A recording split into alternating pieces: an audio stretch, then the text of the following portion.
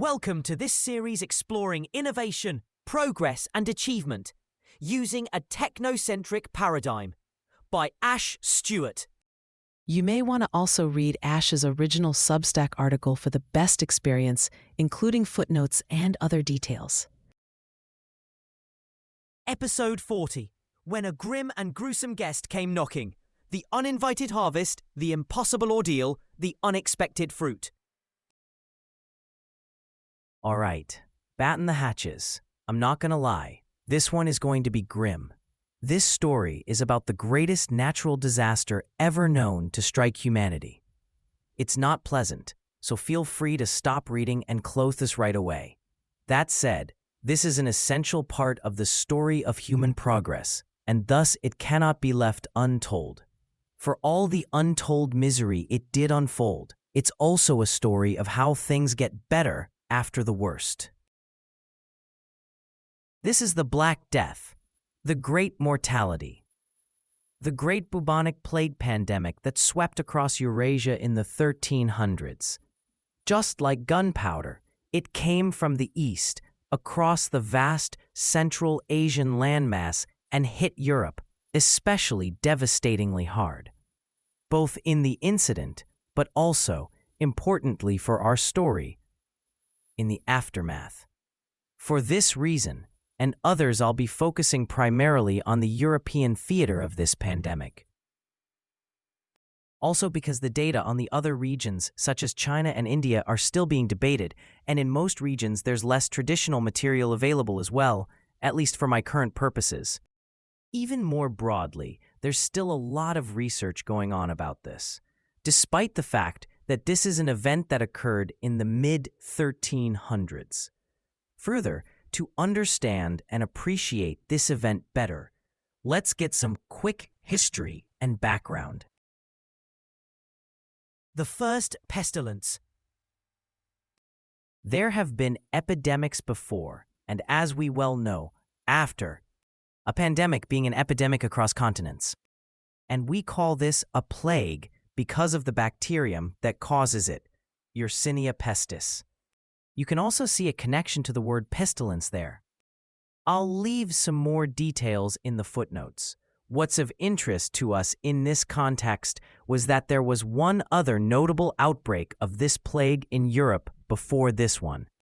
This is what's called the Plague of Justinian, which occurred in 15 to 18 waves between the mid-500s and mid-700s.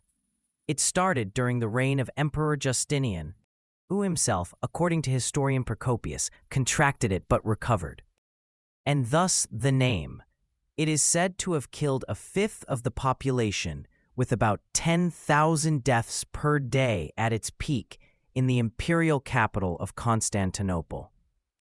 The modern estimates of the death toll for this plague have been revised downwards, and in any case, the figures for this early plague are lower as a percentage of the population compared to the Black Death, and indeed more so, focused within the Mediterranean region, along with the observation that the older one mainly affected urban populations, whereas the Black Death hit everyone, and especially the rural populations hard.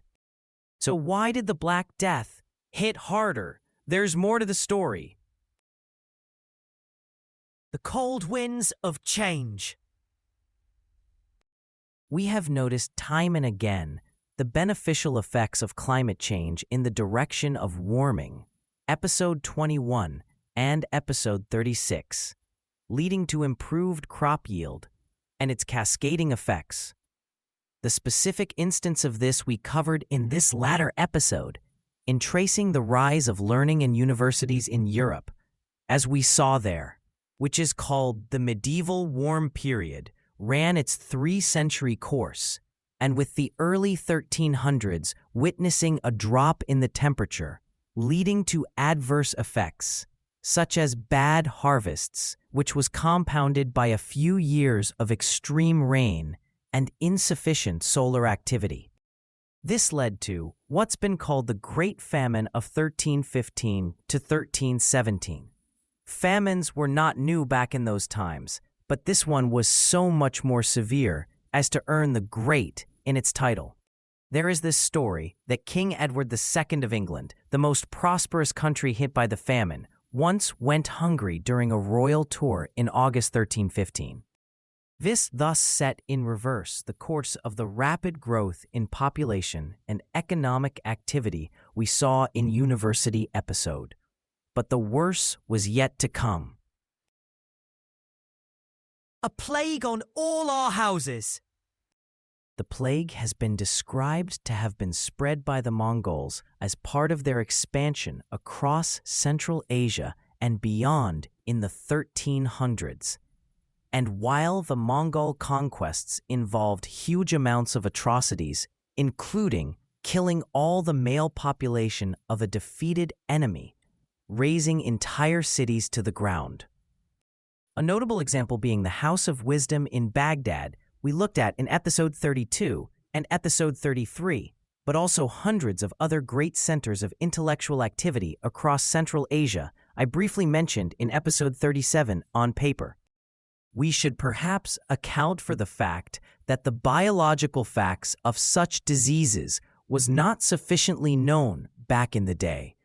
Although some groups were aware of the idea of contagion, there is indeed contemporary accounts surrounding the siege of Kaffa, a Genoese trading post in Crimea, by the Mongols, leading to an exodus of the wealthy Genoese traders, which, as recounted by a certain Italian chronicler, talks about the Mongols catapulting corpses of their own army men killed by the plague across the city walls of Kaffa.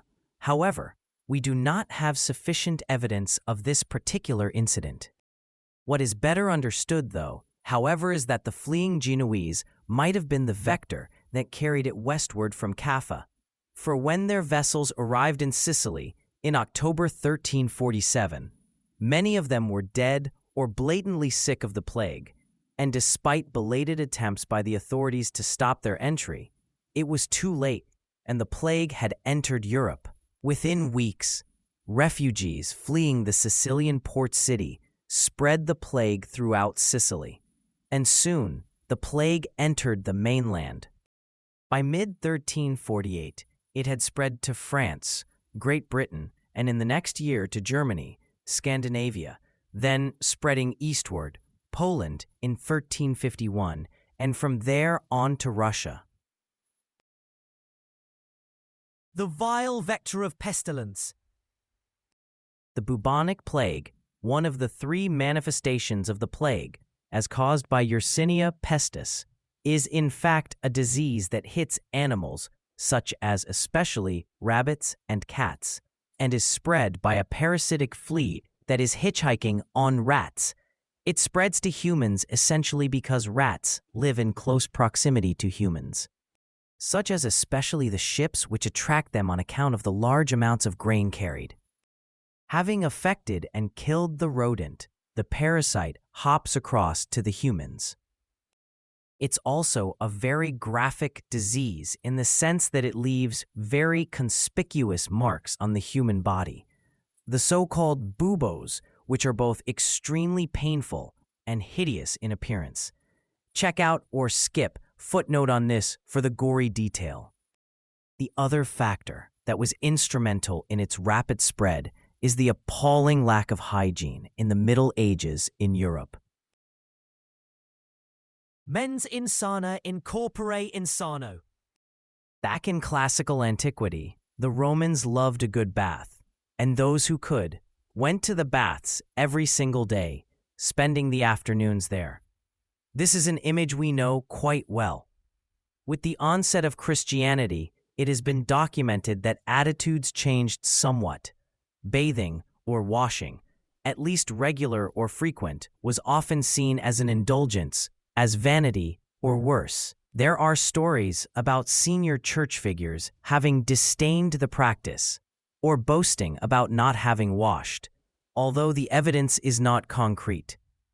Consider the so-called Turkish baths, or hammams as we know them today, are in fact practices derived from the Roman baths, and were in widespread use in the Islamic world in the Middle Ages. This was coupled with unhygienic practices of waste disposal, including throwing animal flesh and human excrement out into the street. We saw back in episode 19 how the Indus Valley civilization that fully covered drains in every house leading to outside the city way back 4,500 years ago, whereas in parts of Europe, there was the practice of throwing out human excrement from the windows to the street below until as late as a century ago. And then there was the actual response to the plague once it struck.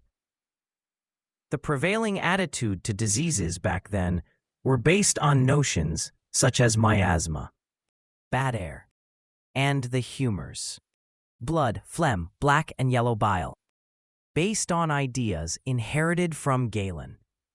And among the main remedies recommended was bloodletting, which, it's not hard to imagine, only made things worse, weakening an already weak body. I won't go into the rest of the lurid detail, as if this isn't disgusting enough, but there was one silver lining. Authorities in some Italian cities, such as Milan, developed effective systems of response, which included public health measures, but also a system of isolation for 40 days. Perhaps more on account of biblical associations with the number 40, but it helped. We still commemorate this Italian concept of isolation for 40 days, called the quarantena, in our word, quarantine. Insane or inhumane? If the above outline, where I've barely touched the surface of the squalid reality, is not bad enough, we have to look into the social and institutional response to the outbreak. The most obvious and predictable. You might say classic Middle Ages. Reaction was that this was all divine wrath, for man had been dissolute and thus God was angry. The problem with this is, and it didn't go unnoticed even back then, priests and bishops were dropping dead just as rampantly as the dissolute. In fact, mortality among the clergy tended to be higher since they would tend to be involved in administering funerary rites. And for the examples of the bizarre, try the flagellant movement that emerged where processions of flagellants traveled from town to town, whipping themselves with scourges while often stripped to the waist.